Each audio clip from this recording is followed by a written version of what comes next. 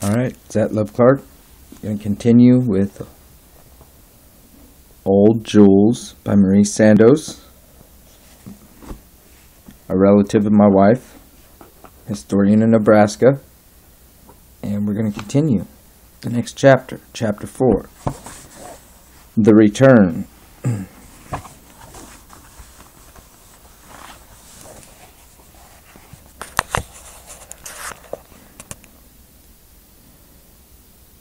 The annual January and February thaws only crusted the snow. Travel was almost impossible.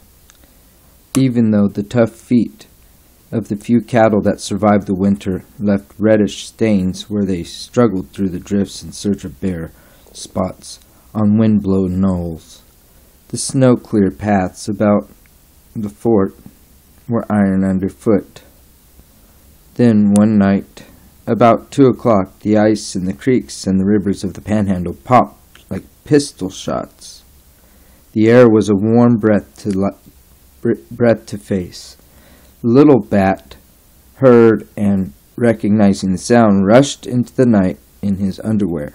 He sniffed, listened to the faint high wind song, and ran hilarious through the barracks. "It is the Chinook. In a week the geese they fly." By morning the wind had eaten into the hard-snowed banks. During the next weeks the gullies roared with gray water that cut deep washouts filled the buffalo wallows and turned the tiny creeks into boiling cascades.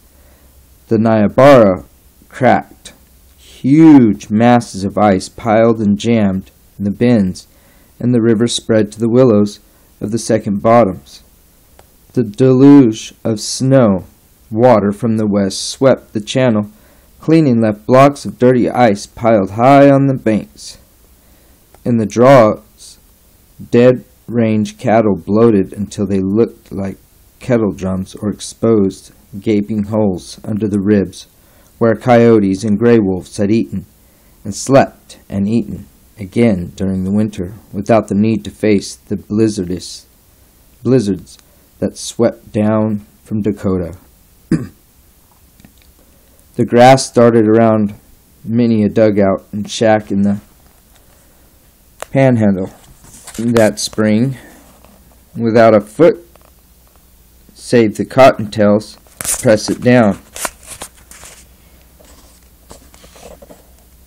A little later, many door and window holes glared vacant as skulls. Sometimes even the roofs were stolen by those who had immediate need for them. Other places were objects of watchful waiting until the length of desertion rendered the claim contestable.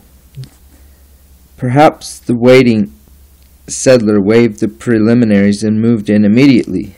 Then, if the homesteader returned, a fight with fists, possibly with guns, ended in one remaining while the other left, or was hauled away. The law was remote. The nearest sheriff almost at Wyoming border, west of Fort Robinson, a good 3-day ride away. A man made his own rights here, or had none. The saloon settlement at Gordon, at Rush Creek, at Chardon, threw off the paralysis of winter-blocked roads and depopulation. The people laughed, drank, gambled, fought, and loved, for women were coming in, their own with whom they quarreled, and those of the roadhouses over whom they fought. But chiefly they built, for this summer the railroad would surely come. Once more Jules, crippled old Jules for all time now, set his face towards the hard land fringe west of the sandhills. The blue military overcoat with its short cape emphasized the slouch of his shoulders. The pallor of his fine-textured skin accentuated his nose, straight-ridged and wide-gabled over the close-clipped dark beard. The brows seemed heavier, too, as though to protect the remote hurt gray eyes that still burned with defiance. The wagon moved slowly eastward, past the dark morning face of Crow Butte, where the Sioux Indians were outwitted by their former brothers the Crows, where the people of Dull Knife staved off ultimate tragedy at the hands of the white man a few days longer. At the brow of the ridge, Jules looked back at Fort Robinson, a tiny smudge of a log and adobe buildings along the road of the far bluffs. He had spent months there, long, painful months, and all he had for it was a stiff ankle, still oozing a little gritty pus, and 2 crutches leaning against the wagon seat where his rifle should be. He cursed the foot, his fellow settlers, Scribner, Sturgeon, who hauled him to the fort, and more particularly Dr. Reed. If they had waited another day, just one more day, now he was only a hopeless cripple with empty pockets, sick, discouraged, even naked if it were not for the army clothing, 2 complete outfits Dr. Reed ordered issued to him. The settlers on Mirage Flats, whom he'd helped all he could, failed him, deserted him with the first bad snow. Only the cattlemen stayed. With them in possession of the country, there was no place for him, no place for his home-seekers. He would borrow money of Napel or others of his friends at Verdigre, go back to Neuchâtel, complete his doctor's training, marry Rosalie, an intelligent doctor's wife. The wagon lurched over the water-gutted Indian trail. "Oh, my foot!" he roared. The driver paid no attention, not even changing the flat whistle through his teeth. A long time Jules looked at the offending foot and the crutches. He'd been the best walker in his class, always the leader in their week-end hikes and remote villages. To go back now, a miserable cripple among them all, he could not do that. Even an animal hid from his kind when injured. He did not see the brilliant web of prairie sun, the tinge of green sprouting over the rolling buffalo grass hills. The antelope bounding away from the trail to stop curiously on a knoll where there was no pursuit. For old Jules, there was nothing but his clumpy foot discovered by every jar of the springless wagon. Suddenly, a little valley opened before them, with a long, thin strip of sod stretching away over the prairie. A bug-like speck that was a team with a plowman creeping along the edge. Jules saw that and sat up. The man was a fool, plowing sod so early. It would all grow back to grass. Late May or early June, that was the time for breaking, when the grass was well started. Turn it under then, and it died and rotted. He would have more ground broken this spring. The strip along the trees. Pushing his trooper hat away from his eyes, Jules watched the first flock of geese against the southeastern horizon, flying high with the south wind. He dug his cob pipe from his pocket, stuck the stem between his bearded lips, and fought the wind for a light. He puffed with satisfaction. Little Bat had predicted well. Next week the geese would be thick on the running water. The day Jules came back to the flats, there was no mirage, only the mud of slow rain on gumbo.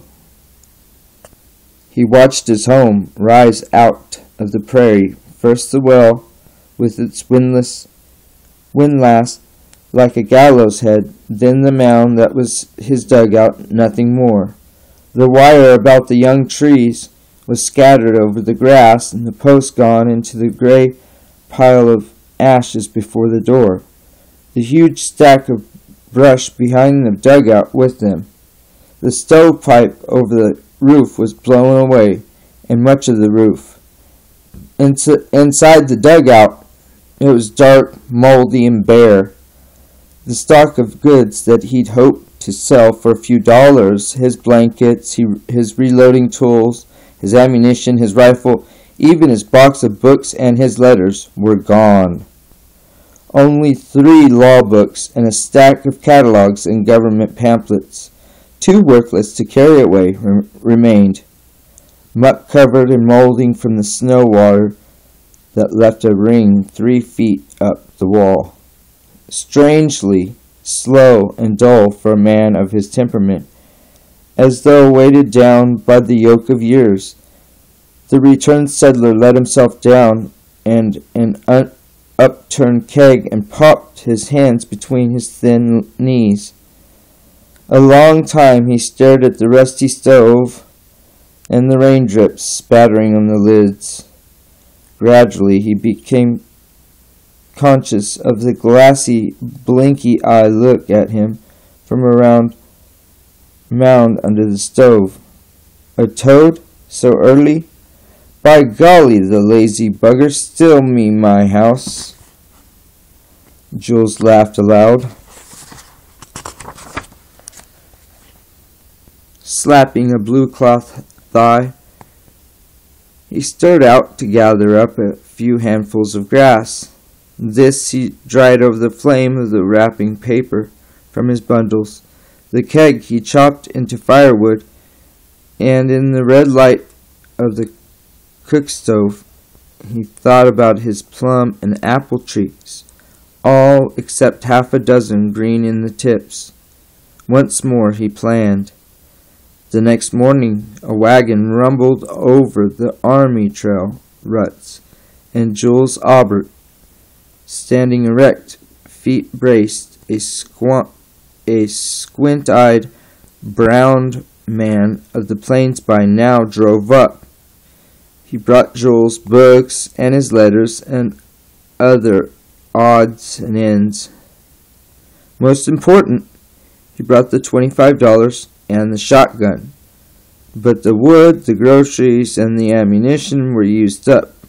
One of his ponies was dead, and the rifle stolen.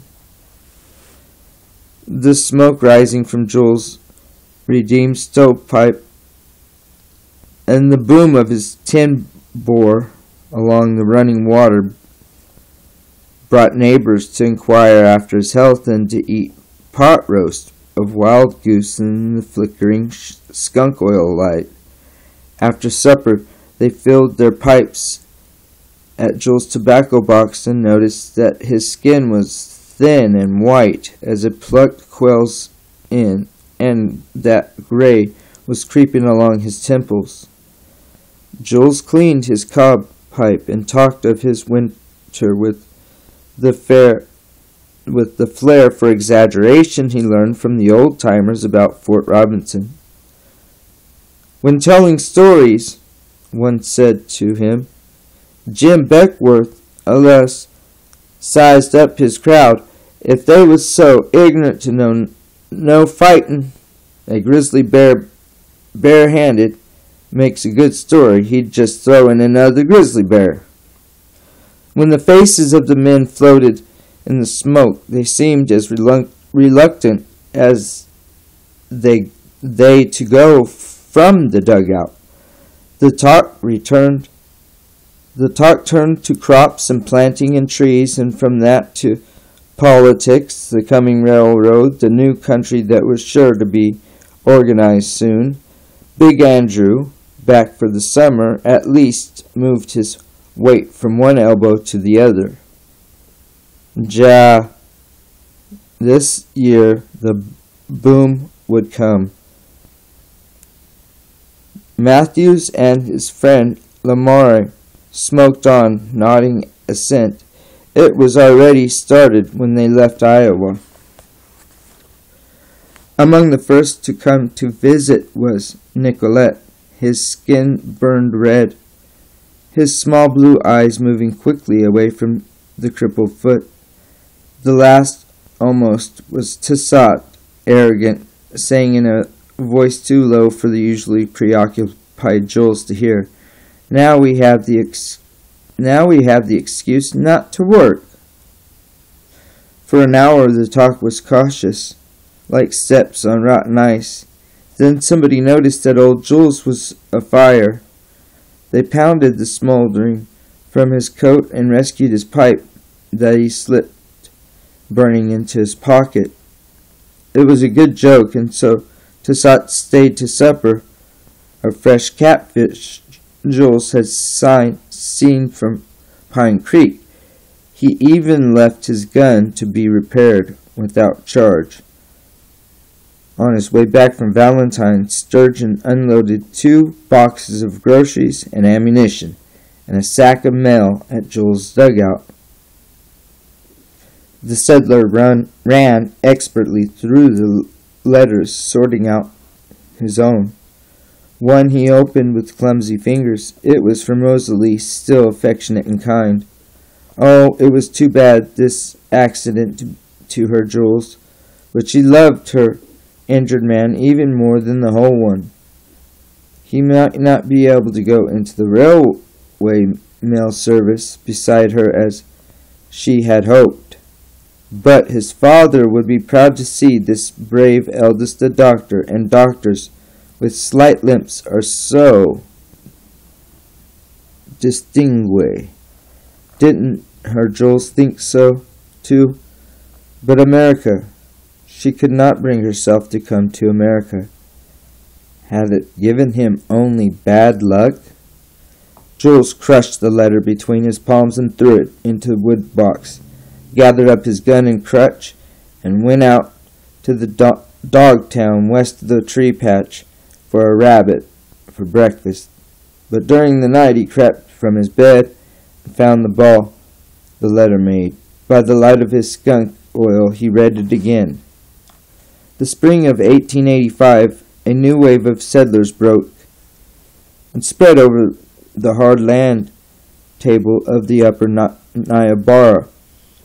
Almost every quarter section was scarred by spade and plow. Earth-walled homes went up or down, soddies or dugouts, or a combination of both.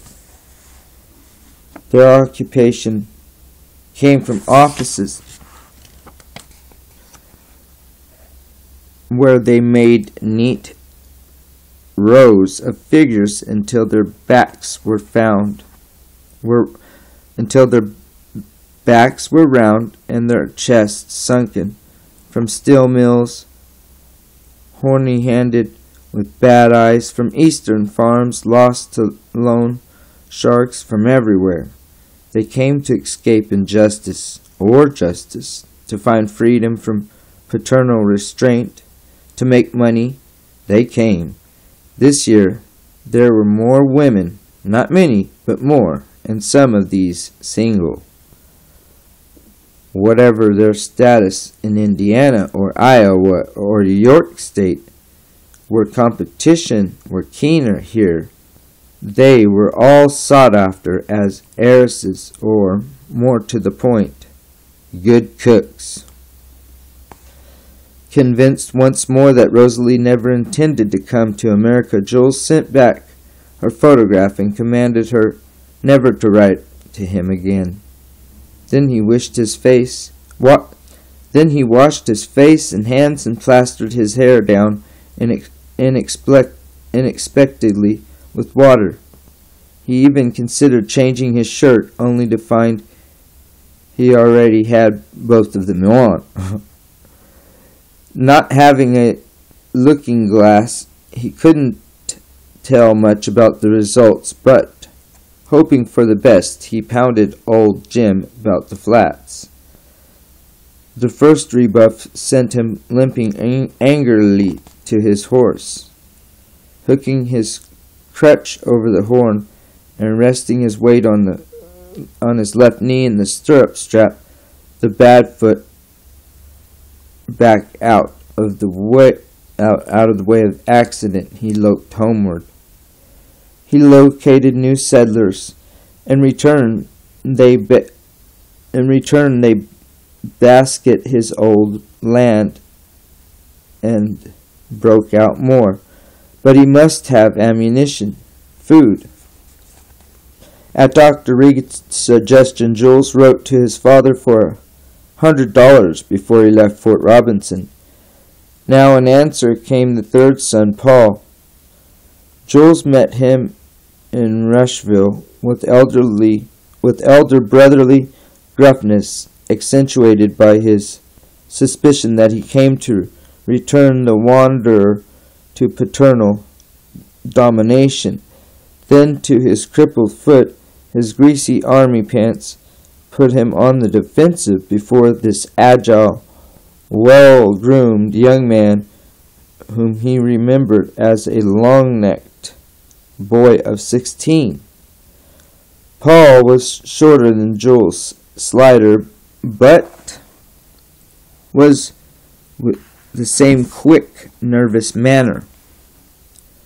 His forehead was less imposing, his eyes a little less commanding, and a kindly, humorous twist lurked in his lips.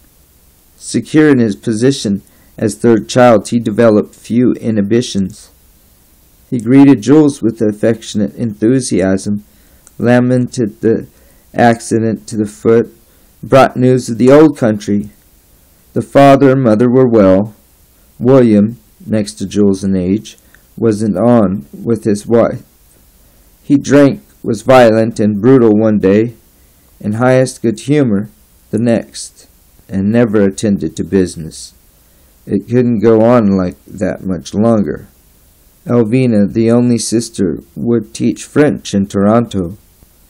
Emile played the flute and had a good time. Henry would study surgery. He would be the doctor of the family. So, Jules pounded the ashes from his pipe, apparently not noticing the implication that his career as a doctor had been given up at home. And Nana? Nana is still Nana, very amusing, very little. He does not grow. So they talked as they drank the slim bottle of white wine their mother sent to Jules with the father's $100, and the world became a good place once more, even for a man with a bad ankle. Paul stayed. He didn't file on land immediately because the good places on Mirage Flats were covered. Perhaps someone would overstay his 6 months' leave or get discouraged. If not, well, one filed where one could, he told Jules, shrugging his shoulders. He was not without the gift of reconciliation. In the meantime, Paul tried to clean up the dugout, and Jules, but farther than keeping his running ankle scrupulously clean, the impatient elder brother could not be moved. He wore his shirts until they fell off, bathed when the river was tepid, washed his hands before and after dressing his foot, and his face practically never. Soap, he protested, burned fine skins like his. Jules bought another pony and took Paul into the hills on hunts. His manipulation of his gym horse with his good knee, his remarkable skill with the borrowed rifle, amazed and pleased Paul. Jules showed his brother some tricks in antelope hunting, such as jigging his hat up and down on his ridge over the edge of a knoll to entice the curious creature into close range. But for himself, he liked best the shots that tested his marksmanship, where he must estimate distance and drop and wind. These are two sights for your gun. Do not shoot. You have Do not shoot until you have seen them both, and then marchla. But Paul was not a good marksman, nor could he follow his impassioned visions of his older brother. There was, however, a point of similarity. Neither had the self-willed, controlled, and calm necessity to manage horses well. When Paul climbed on old Jim, already weighted down with guns, a frying pan, coffee pot, tin cups, and other camping accoutrements, as 100 times before, the horse gave one awkward buck and threw his rider over the woodpile. Jules limped up anxiously, but when he saw Paul brush himself off with a rueful face, the older man laughed. A horse, even as a lady, may have his untouchable spots, and old Jules' left flank was one of them. "How do you know so much about horses and ladies?" Paul asked, wiping a drop of blood from his skinned nose. "Huh? Oh, I find out." The first time Paul went to the river on the hunt alone, he shot something red in the brush. Instead of venison, he had a dead calf belonging to the Hunter ranch. He could not understand laxity in law enforcement, and against all the advice and scoffing Jules could manage, Paul rode away toward the Platte River. If he found any good lands, Jules was to follow, leave behind him the unpleasant reminders of his injury. After a few weeks, a letter from Paul came north by a settler he sent to Jules. The good land along the river bottom was all taken up. "I have seen the Platte, which my companion, an American freighter, calls a mile wide and an inch deep," laughing inordinately. This American humor I cannot understand. Why is it funny to call a stream a mile wide that is not a fourth of that, and an inch deep, and that will make a horse swim in the channel? Jules had never seriously considered leaving the Niobrara, the running water, and the community growing up about him. Early in June, he spurred old Jim about the flats and along the river, circulating a petition for a post office. Once more he wrote letters. Most of the settlers were busy. Crops looked good, despite the drought, and those who had been there the year before were not so restless when 1 week of shimmering heat dance followed another. The recently arrived Iowans plodded through their corn from Shipton seed, tall but curling, and knew it could not live another day. The thing that worried Jules and the others who farmed the year before was the short growing season. Corn that was to be hard must be matured by the 10th of September at the latest. Not an ear of last year's crop was solid. "I intend to pick the best for seed every fall," Elmer Sturgeon told them. "I'll find some ripe enough to grow. Develop an early strain that way." Jules scratched the tender spot under his chin. "Too slow." Others suggested crossing with squaw corn and calico, although it might cut stock and yield. "There is probably an early corn. I'll write to Washington." Jules was already digging through his pockets for a pencil.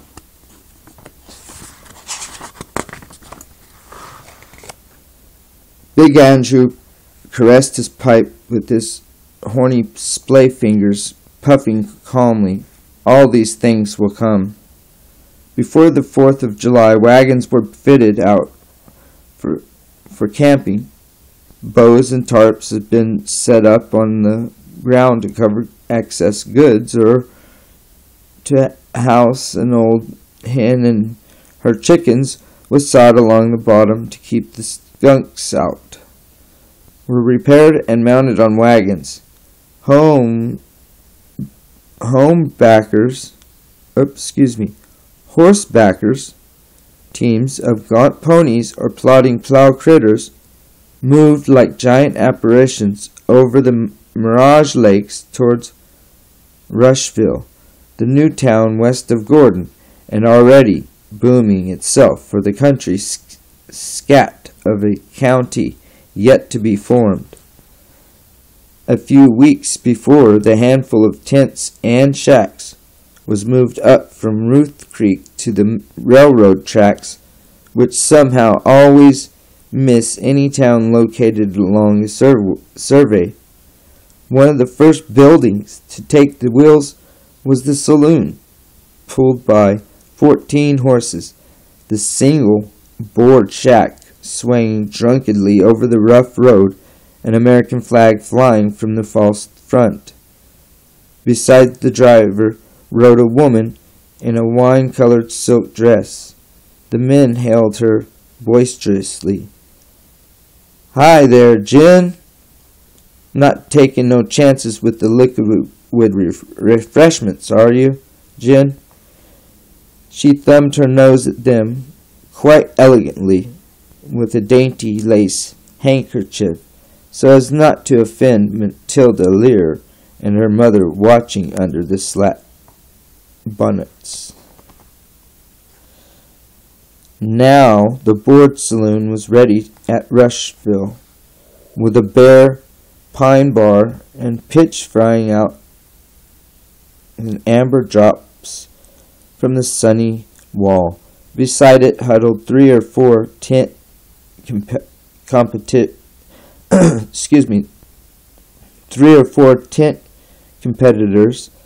the bars of planks laid across barrels, 2x4 spiked in place for footrails, a few shovels of sawdust sprinkled over the gray earth. By 10 o'clock, the celebration crowd milled through the dusty street, sunburned, peeling newcomers, noisy or bewildered or overcautious, in raw contrast to the rich brown skin and easy bearing of those with some length of residence in the dry, windy panhandle. The few women, mostly in calico and gray sunbonnets, worked about the camp wagons scattered around 3 sides of the town. Across the tracks was the big attraction, the broken circle camp of the Sioux, under young man afraid of his horse. Where the tents and pine shack stops and the burnt prairie began, beyond the race track stood the pine-bowed circle shelter for the big Sioux dance. In the center, around the tall pole, the wakan, or holy tree, wove the Indian dancers, their breech-clouded brown bodies painted in greasy yellows, vermilions, black and white. They executed a peculiar toe and heel back slip step, leaping, springing, all to the beat of flat palms on wet skin drum. About them a circle of women bounded on stationary feet, chanting a monotonous "Hey-ya, hey-ya."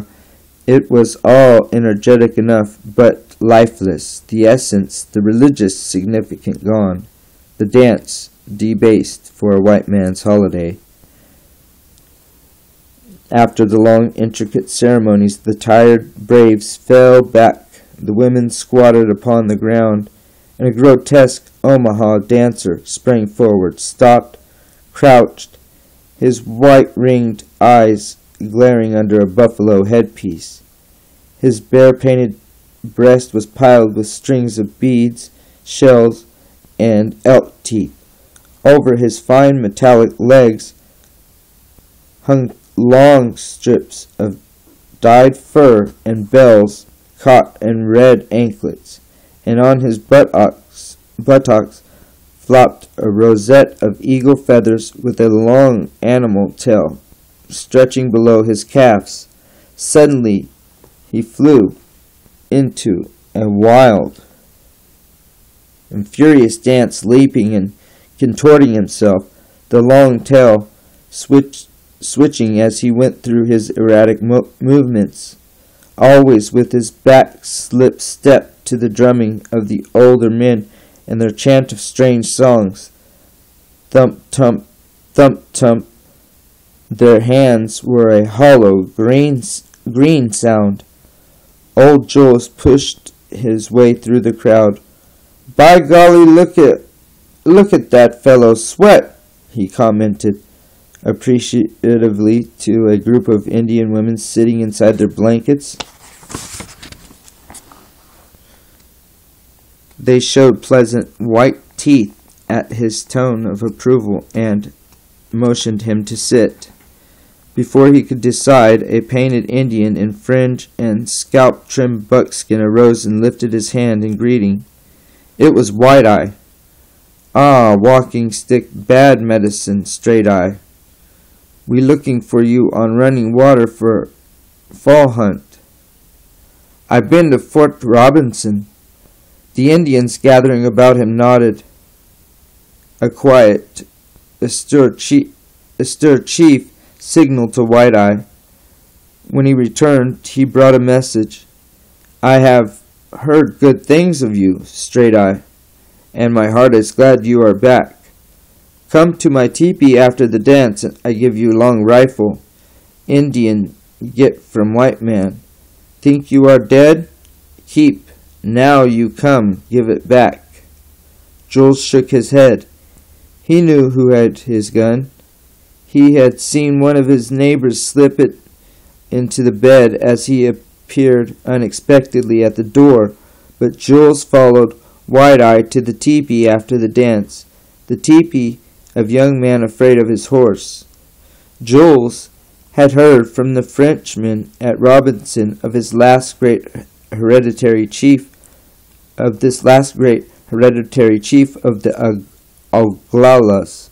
Fine stories of his unassuming demeanor, his faithfulness to his people. Inside, on buffalo robes, sat a dozen of the headmen, dressed in eagle-feathered headdresses and beaded buckskin. Across from the opening was the older man, with no beads now, no paint, no feathers, and yet he was easily the finest there, this young man afraid. A long time the Swiss stared, but the chief gave no sign to his deepest discourtesy to a Sioux. Finally, Jules sat and smoked, but inattentively. The thing that had drawn him to the man with the Winchester at Valentine he'd found once more here in the uneducated Indians. The other white man in the circle, Dr. McGillicuddy, agent at Pine Ridge, talked to him of his own days at the fort. Finally, a Vitarelli was handed to Jules. It did not have his phrasing where his trigger guard had been broken. There was a howl of approval as he refused the gun. It was good, and when the cherries are black and drying on the stem, they would visit the straight-tongued Washiku, the white man who does not lie. In the middle of the afternoon, a train, an engine, and a few cars puffed into sight. The crowd lined out along the new steel and ties, thrilled at the tremble of the earth, the chatter of the cars to each other as if none had ever seen the like before. Then they returned to the saloons. Jules, hobbling about with one crotch and a borrowed rifle, was not drinking. He had only one round silver dollar in his shotgun between him and starvation. But, Big Andrew from the flats, half drunk but always generous, bought him a drink and lunch. Cheered by the liquor and the food, Jules talked in the violent tongue with the sunken cheeks, the deep-set eyes expressing extravagant dreams for his land, arrested attention even in this holiday crowd. "You aimin' to raise corn here?" A cowboy settling up a ranch by the brand and rope method said pityingly, "Why, man, you're crazy. Look at the heat drying up the prairie. So it'll burn like powder by the 1st of August. Don't be a damn fool. Ain't the country done you enough dirt?" The allusion to his foot was too much. Jules pushed his way out through the crowd, but he came back.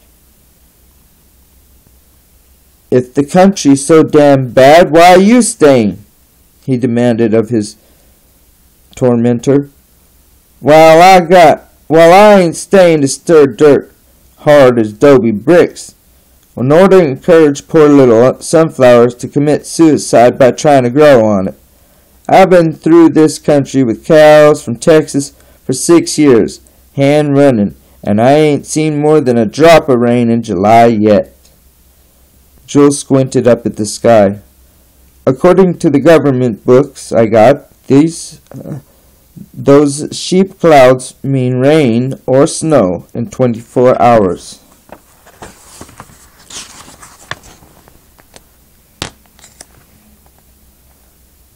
That fetched a roar of laughs and back slappings.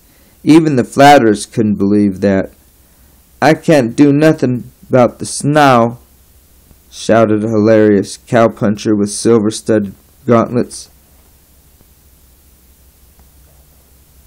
He raised his glass of whiskey and dashed the liquid against the back of the weather prophet's neck.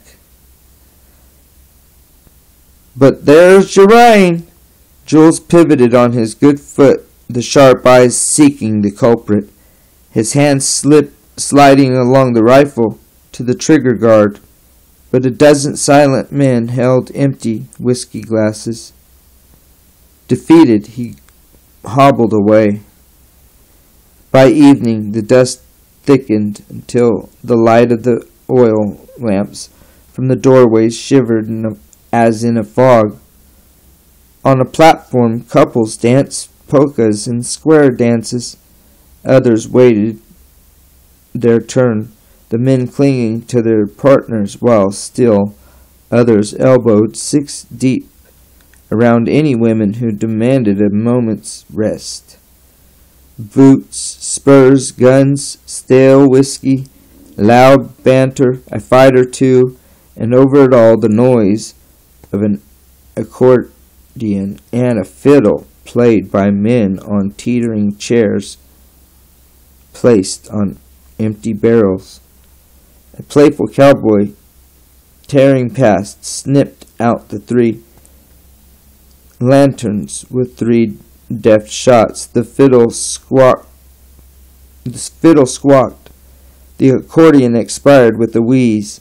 The sudden dark was thick, cut now and then by violent flashes of heat lightning, ignored by the old-timers as only harbingers of more drought. When they got the lanterns going again, the accordion was missing. His instrument was there, but he never returned for it. Scarcely had the dancing begun again to the screech of the fiddle when a roaring wind swept down upon the little border town. The guy ropes of the tents sang, the canvas flopping. The crowd scattered toward the wagons and the other shelter. The next second the storm broke. The sky was streaked in a shifting, twisting pattern of red lightning. Thunderbolts, crowding upon each other, shook the ground. Then the rain came. In a wave it swept before the wind. Wagons teetered and rolled. In a newcomer's shack a woman screamed. With the next gust, half of the tents went down. During the lull that followed, while men ran forth to grab sliding guide ropes and catch loose horses, the third wave came, and then there was no further lulls. All night the water drove down in solid walls upon the new town of Rushville. The next morning the sun came up calm and clear over the devastated border holiday. The lower portion of the camping ground was a pond in which wagon beds and empty kegs and cases floated idly. Buildings, half completed, were flattened and mud-covered. The roads were gutted, while in the gully wagons, lumber, endless trash, and barrels were piled and covered with muck. Men and women with soiled feet searching among the piles for their belongings.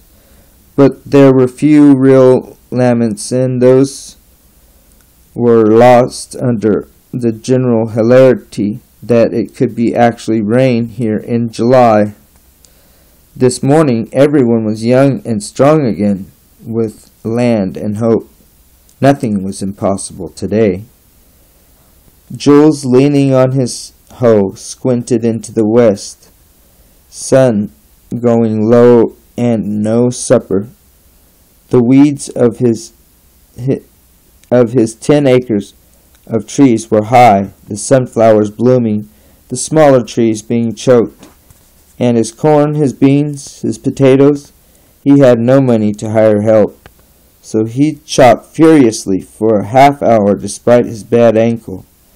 Then his mind began to work and he stopped to plan. Some day the country would all be settled and the cattlemen gone.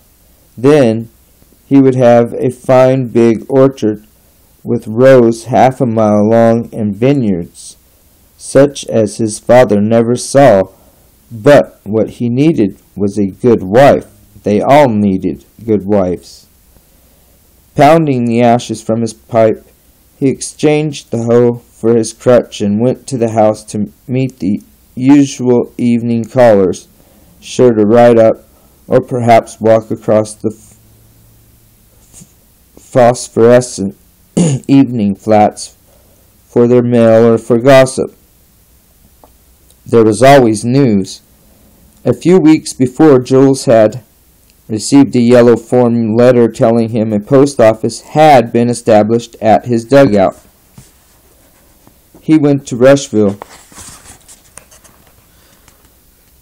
immediately to get his supplies, including the regular forms and $15 worth of stamps and a 6-foot board. With black grease from the wagon axle and a corn cob, he painted the words "Post Office" in 8-inch letters. This he nailed over his door, a 1.5 feet above the ground of Mirage Flats. Then he hobbled away to the Army Trail to admire it. Businesslike. Late in August, Jules rode across the country looking for an earlier corn, for trapping grounds and potential wives for his community. He stopped at Chadron, already a busy town of 150 shacks and tents. Here Jules saw $300,000 worth of bullion come in from the Black Hills on a stagecoach with 4 express guards, guns strapped low, Winchesters across their knees. $300,000 out of a hillside, and he without the price of a bed. But he could always camp with some settler out on the table. So he talked the afternoon away in Angel's saloon and heard of the bad man bartender imported to discourage promiscuous shooting. The cowboys from the Three Crow Ranch scared him out. One of them knocked the gun out of his hand, grabbed his long red beard, and emptied his Colt through it. The bad man took the next train back to Omaha. But the country would not always be so, and remembering Jim Beckworth's advice, Jules' trees became thousands. His corn grew to 6 feet and would yield 60 bushels to the acre. Everyone on the flats would be in the millionaire class in no time, and the day was coming when there would be no tariff, and the farmer would receive a fair price for his produce. The fresh audience flattered him, but he knew he must find a camp before dark. As he hobbled out toward the hitch racks, a high-seated buggy with a spirited team swung a wild curve out of a side road into the street and was upon him. With a long, frightened vault upon his crutch, Jules cleared himself, but the rim of the wheel caught the wooden prop and flung it from him, throwing him into the dust as the team plunged away. The settler roared curses after the driver. The settlers roared curses after the driver, spitting out the stem of his pipe and reaching for the bowl in the dust. The team pulling hard on the bit. The man swung back to see if the cripple was injured. Jules gave the wild horses one look and fled to the hitch racks. The buggy vanished in a cloud of dust. "The owner of the Three Crow Ranch," somebody told Jules. "Bartlett Richards." So, Jules looked after him again. He had seen that outfit deep in the sandhills not a month earlier. There was always news at Jules' dugout, companionship, good talk. Often, too, there was a glass of wine, pipe plant at first, current latter in the summer. He got all the government reports on dry farming, took several papers that brought world news, but the settlers were more interested in local items. 1283121.86 acres of land handled through the Valentine land offices in 1884, filing and proofs, home seekers on every trail. "And only one of my family here to get any of it," Jules lamented. "This land is going to be valuable someday." In fact, it was valuable now. The papers reported that the 7U ranch of 22,000 head of cattle, 1,100 acres of hay land, complete with cow ponies, ranch buildings, and haying tools, sold for $500,000 to the Ogalla Land and Cattle Company down near the Platte, making that ranch one of the largest and strongest in the panhandle of Nebraska. Sheedy, the owner, was a sick man. He sold out cheap. Cheap? $500,000 ain't cheap for this land if you was to get it all. Ned Manson, a settler with a ranching ambition and the remains of a quart of whiskey, said with a twist of his loose face. Jules lifted his greasy cap and scratched his tousled hair. "Almost all government land. Not worth much of Cleveland's proclamation means anything."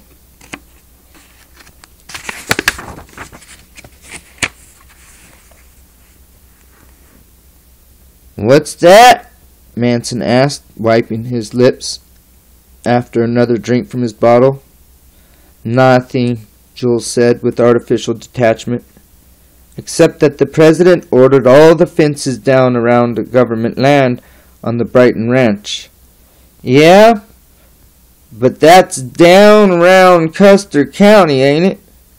200-300 miles south and east of here.